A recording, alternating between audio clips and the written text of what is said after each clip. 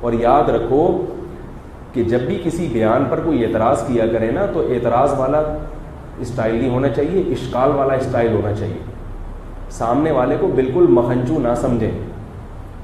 اب میں نے پچھلے بیان میں ایک بات کہی تھی کہ سیب چھیل کے کھانا چاہیے، کہی تھی نا، آپ کے فائدے کی ایک بات کہی تھی کہ بھئی سیب کا جو چھلکا ہے وہ آسانی سے ہضم، اگرچہ اس میں وائٹامن زیادہ ہیں، مگر میں نے کہا اس وائٹامن کا کرنا کیا ہے جو آپ کے جزو بدن ہی نہ بنے، ورنہ آئرن تو لوہے میں سب سے زیادہ ہے، تو کیلیں صبح پانی کے ساتھ پھانک لیا کرو. یہ ایک مثال سے سمجھایا تھا میں نے. اس پہ کسی صاحب نے طنز کیے کہ ڈاکٹر زیادہ جانتا ہی آپ زیادہ جانتے ہو، آپ خود تو کہتے ہو کہ جو جس فیلڈ میں ماہر ہیں ان سے پوچھو، کیا خیال ہے؟ تو ڈاکٹر تو کہتے ہیں کہ چھلکے سمیت کھایا کرو، اور پھر انہوں نے حوالہ دیا کہ میں نے اپنے محلے کے ڈاکٹر سے پوچھا، انہوں نے کہا کہ انہوں نے ایک تو پہلے تو علماء کو برا بھلا کہا، علماء سے مراد میں، کہ یہ خام خواہ غلط معلومات لوگوں کو دے رہے ہیں، اور پھر کہا کہ چھلکے سمیت کھاؤ، سمجھ رہے ہو؟ پھر کہا کہ یہ مولوی کیا کر رہے ہیں، غلط باتیں لوگوں کو بتا رہے ہیں. تو وہ صاحب مجھے کہنے لگے کہ آپ کا علم زیادہ ہے یا ڈاکٹروں کا، تو آپ نے یہ کیوں کہا کہ ڈاکٹر جو کہتے ہیں چھلکے سمیت کھاؤ تو نہیں چھیل کے کھاؤ؟ تو 2-3 باتیں آپ کے سامنے عرض کرتا ہوں. پہلی بات یہ کوئی شرعی مسئلہ بیان نہیں کیا ہے، کہ آپ کو میری عادت ہے چٹکلے درمیان میں جو مفید باتیں ہوتی ہیں بتاتا رہتا ہوں، تو اس پہ اتنا ایکسائٹیڈ ہونے کی کیا ضرورت ہے؟ اگر آپ کو ڈاکٹر نے کہا چھلکے سمیت کھا لو تو چلو چھلکے کے ساتھ کھا لو، بلکہ میں کہتا ہوں آپ چھلکا کھا لیں، خالی سیب ہمارے یہاں بھجوا دیا کریں. ہمارے حضرت مفتی رشید احمد صاحب رحمہ اللہ کے سامنے ایک ڈاکٹر صاحب بیٹھے ہوئے تھے، حضرت سیب چھیل کے کھا رہے تھے. ڈاکٹر نے وہی طنز کیا کہ حضرت یہ چھلکے میں تو وٹامن زیادہ ہیں.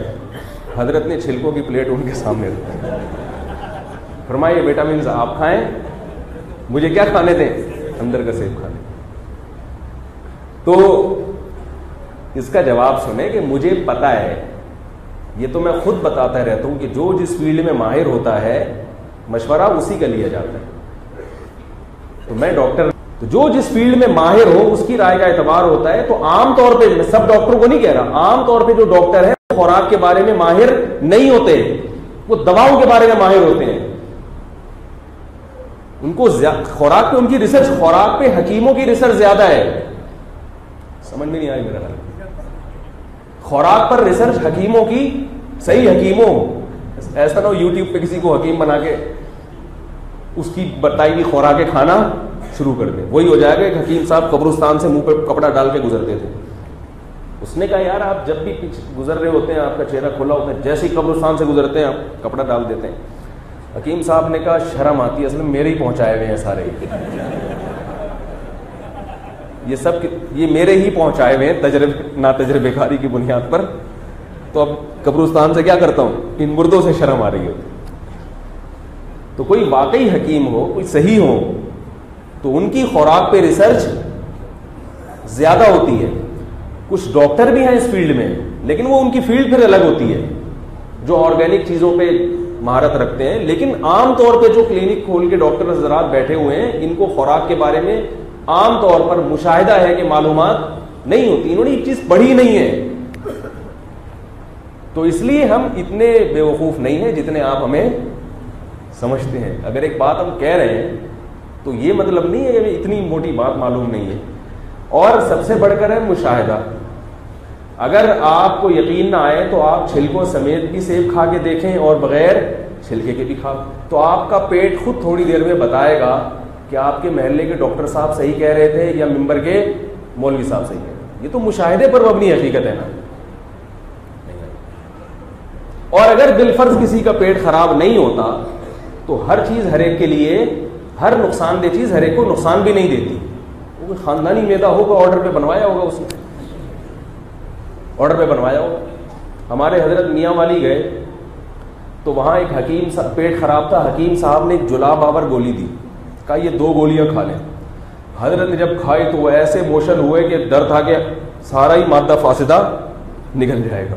وہ تو پتا ہے نا مادہ فاسدہ، آتے بھی نکل جائیں گے. حضرت نے اس حکیم سے کہا بھائی کیا کھلا دیا اللہ کے بندے. حکیم نے کہا کہ میں میاں والی میں یہ 4 گولیاں ان لوگوں کو کھلاتا ہوں تو بھی کچھ نہیں ہوتا. آپ کو جو 2 گولی کا اثر ہو گیا نا, تو انہوں نے کہا یہ میاں والی کے لوگ ہیں, لمبے تڑنگے دیکھے ہیں نا آپ نے. حضرت نے فرمایا ہمارے حضرت کو میدے کی بچپن سے کچھ تھوڑی سی بیماری تھی, کمزوری تھی میدے میں. فرمایا کہ میرا میدا بچپن سے کیا ہے, کمزور ہے. تو وہ میاں والی جو 4 گولیاں سے کچھ بھی نہیں ہو رہا, وہ 4 جمال گوٹے کھا رہے ہیں تو ان کو مس کال بھی نہیں آ رہی, کچھ بھی نہیں ہو رہا. تو ہر بعض لوگوں کا میدا اتنا, یہ جو مزدور پٹھان ہوتے ہیں آپ دیکھو یہ کیا کچھ نہیں کھا جاتے, کچھ بھی نہیں ہوتا. لیکن ایک ہم نارمل میدے کی بات کر رہے ہیں جو عام مسلمانوں کا میدا ہوتا ہے, خاص طور پہ کراچی والوں کا میدا. ان کا تو پیٹ جو ہے کراچی والوں کا, آپ کو پتہ ہے کیا حال ہے, وضو نہیں ٹھہرتا. پاک فضائیہ میں شمولیت روز بروز بڑھتی چلی جا رہی ہے. تو ایک نارمل آدمی کے لیے چھلکا اتار کے کھانا زیادہ فائدہ مند ہے. تھوڑا آئرن ملے گا مگر وہ جزو بدن بن جائے گا. زیادہ کے چکر میں کیا ہوگا کہ وہ پرانا والا بھی ہضم نہیں ہوگا, بلکہ اس سے بھی زیادہ کہ جس کا میدا اور بھی زیادہ کمزور ہے, تو پھر اس کو حکیم یہ مشورہ دیتے ہیں کہ سیب چبا کے کھائیں اور بھوسا اس کا پھینک دیں. بعض لوگوں کا میدا سیب بالکل بھی ہضم نہیں کرتا کیونکہ بہت زیادہ کمزور ہوتا ہے, ان کے میدے میں خوراک ٹھہرتی نہیں ہے. تو ان کو چھلکا تو دور کی بات, ان کو پھر یہ کہا جاتا ہے کہ چھلکا کیا, یہ جو سیب کا گودا ہے یہ بھی نہ کھائیں کیونکہ یہ بھی بھاری ہوتا ہے. تو اس کا طریقہ کیا ہے کہ جوس بنا کے پیئے, نہ نہ نہ, پھلوں کے جوس نہیں بلکہ پھل کھانا چاہیے. تو اس کا طریقہ یہ ہے کہ پھل چبائیں, سیب خوب چبا کے اس کا رس چوس لیں جیسے گنڈیری کھائی جاتی ہے, اور اس کا بھوسا پھینک دیں. تو اس سے آئرن بھرپور طریقے سے ملے گا, لیکن میدے پر بوجھ بھائی نارمل آدمی کھائے, ایک بہت زیادہ جس کا میدا کمزور ہے اس کی بات کر رہا ہوں. تو ابھی میں آپ کو بتا دوں کہ ڈاکٹروں کی خوراک پہ ریسرچ عام طور پہ جو ڈاکٹر ہیں ان کی نہیں ہوتی. مجھے 2 سال پہلے تھوڑے پھنسیاں دانے نکل آئے میرے جسم پہ, میں بڑا پریشان تھا, اینٹی بایوٹک کھانا شروع کی. ویسے میں اینٹی بایوٹک کھاتا نہیں ہوں لیکن تنگ آ گیا تھا تو مجبور ہو کے کھانا شروع کی, تو فائدہ نہیں ہو رہا. میں جامعۃ الرشید گیا, وہاں ایک نیم حکیم, زیادہ بڑے حکیم بھی نہیں ہے وہ, جو خطرہ جان جن کے بارے میں کہا جاتا ہے, انہوں نے مجھے کہا کہ یار کالی مرچیں بھر کے لو, منہ میں ڈالو, تھوڑی سی چباؤ, پانی سے نکل لو, 2-4 دفعہ کرو, سیٹ ہو جائے گا. میں نے ایسا ہی کیا, پہلی دفعہ میں ہی سیٹ ہو گیا. کالی مرچ منہ میں ڈالی, تھوڑی سی چبائی اور بولو بھائی, نکل لی. طبیعت ہل کو گئی تھوڑی سی, تھوڑی دیر کے لیے آنکھیں بھی کھل گئیں اور عجیب سا ہو گیا, لیکن 24 گھنٹے کے اندر اندر وہ دانے غائب ہو گئے. پہلی دفعہ میں ہی اثر ہونا شروع ہو گیا. آپ لوگ نہ کریں اللہ کا واسطہ, ہر چیز ہر ایک کے لیے نہیں ہوتی. پھر میں نے کالی مرچ کے بارے میں ریسرچ کرنا شروع کی, ڈاکٹروں سے بھی. ایک ڈاکٹر ہے جو خوراک کے بڑے ماہر ہیں, میں نے کہا کہ حکیم صاحب نے بتایا کہ بھئی یہ دانے وانے پھوڑے پھنسیاں نکلی ہو, کالی مرچ کو ایسے پانی سے پھانک لو. تو انہوں نے پھر بتایا کہ کالی مرچ میں وٹامن سی بہت زیادہ ہوتا ہے. پھر ایک اچھے حکیم سے بھی رابطہ کر کے ان سے پوچھا کہ یہ کالی مرچ, تو انہوں نے بتایا کہ کالی مرچ کے یہ وغیرہ وغیرہ وغیرہ. یہ بھی ہماری کوئی ہیلتھ کا چینل نہیں ہے.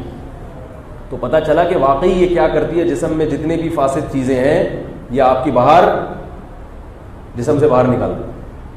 پھر انہوں نے بتایا کہ جتنے بھی یہ جو اچھے حکیم لوگ ہوتے ہیں نا, یہ کچن سے باہر نہیں جانے دیتے. آپ کے کچن میں ہر چیز موجود ہے, جو عام طور پہ جو بیماریاں ہو رہی ہیں ان سے علاج کی ہر چیز موجود ہے. ابھی پرسوں جامعۃ الرشید میں ایک ڈاکٹر صاحب تھے, انہوں نے ایک ہیلتھ کے حوالے سے لیکچر دیا, اس میں انہوں نے بڑی زبردست بات کہی. انہوں نے کہا یہ جو پین کلر آپ لوگ کھا رہے ہیں تو خود تھوڑی سا سوچو کہ جب پیراڈول ایجاد نہیں ہوئی تھی اس وقت لوگ درد ختم کرنے کے لیے کیا کھاتے تھے. اس وقت بھی تو اللہ نے کوئی چیز پیدا کی ہوگی نا, ورنہ کہ درد سے تڑپتے رہتے تھے. ظاہر ہے اس وقت یہی ہلدی ولدی دودھ میں ڈال کے, گرم دودھ میں ڈال کے ہلدی پی لی, یہ کر لیا. تو ایلوپیتھک دواؤں کی طرف جب تک سخت مجبوری نہ ہو مت جائیں, کیونکہ ان دواؤں کے سائیڈ افیکٹ بہت زیادہ ہوتے ہیں. یہ جو کہا جاتا ہے نا کہ ان دوا کا کوئی سائیڈ افیکٹ نہیں ہے, یہ غلط ہے. سب سے پہلا سائیڈ افیکٹ پیناڈول کھاتے ہی کیا ہوگا, پیٹ خراب ہو جائے گا. اس کا مطلب کچھ گڑبڑ ہو رہی ہے پیٹ میں جا کے. تو اتنا ہلکا نہیں ہے یہ دواؤں کا معاملہ. میں نہیں کہہ رہا کہ دوائیں نہ کھائیں, سخت مجبوری میں, جب تک سخت مجبوری نہ ہو دوا کی طرف بولو بھائی نہ جائیں. اور بچوں کو تو حتی الامکان دور, لکھا ہوتا ہے دوا پہ کہ تمام دوائیں بچوں کی پہنچ سے دور رکھیں. مطلب یہ ہوتا ہے صرف یہ والی پلائیں, تو آپ کہیں یہ والی بھی دور رکھیں. تو کچن میں ایسی چیزیں موجود ہوتی ہیں کہ وہ ایسی چیزیں ہیں کہ وہی استعمال کرو, آدمی فٹ فاٹ رہتا ہے. اچھا ایک بات مجھے بتاؤ, جب آپ کلینک میں جاتے ہیں ڈاکٹروں کی, آپ کو خوشبو آتی ہے یا دواؤں کی ایک عجیب سی اسمیل آتی ہے؟ اسمیل آتی ہے. کسی حکیم کے مطب میں جاؤ, خوشبو آتی ہے کہ نہیں آتی؟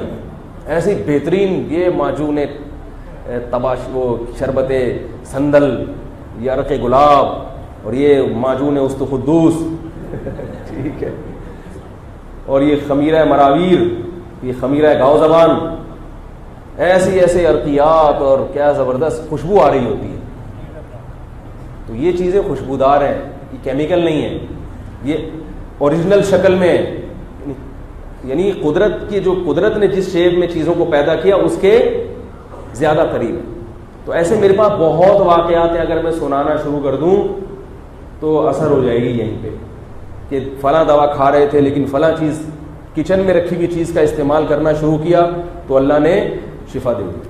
تو اس لیے حتی الامکان اپنے آپ کو ایلوپیتھک دواؤں سے بچائیں. میں یہ نہیں کہہ رہا چھوڑ دیں, بالکل ایسا نہیں ہے, بعض دفعہ جانا پڑا, ہم بھی جاتے ہیں, کیونکہ ہم جب جائیں گے تو ڈاکٹر بولے گا اس دن تو یہ کہہ رہے تھے, اب خود کیوں پہنچے ہو. تو ضرورت تو سب کو ہے بھائی, لیکن میں حتی الامکان چھوٹی چھوٹی باتوں پہ ایک دم دواؤں کی طرف بھاگنا, پین کلر کھا رہے, ذرا سا درد ہے تو برداشت کر لو بھائی, درد نہیں ہو بس جسم میں, بالکل فٹ فاٹ رہا ہوں, بالکل فٹ فاٹ کوئی بھی نہیں ہوتا. تھوڑا سا درد ہوا تو پیناڈول کھا لو, نہیں کھاؤ, تھوڑا درد ہو رہا ہے ہونے دو, کچھ نہیں ہوگا, مرو گے نہیں. زیادہ تکلیف بڑھ رہی ہے پھر ٹھیک ہے, اس میں بھی کوشش کریں کہ کوئی ہلدی ملدی دودھ میں ڈال کے پی لیں تاکہ درد, پھر بھی نہیں ہو رہا تو پھر چلو وارن کھا لیا آپ نے, گردوں کا بیڑا غرق تو ہوگا لیکن وقتی طور پر طبیعت سیٹ ہو جائے گی. تو میں یہ عرض کر رہا ہوں کہ بدگمانی نہیں کرنی چاہیے, اور کسی پر اعتراض بھی کریں تو اعتراض نہ ہو لب و لہجہ اشکال والوں کی, مولوی صاحب آپ نے یہ بات کہی تھی لیکن اس پر ہمیں ایک اشکال ہے کہ ڈاکٹر صاحب تو یہ کہہ رہے تھے. سمجھ گئے ہو بات کو, کیا خیال ہے؟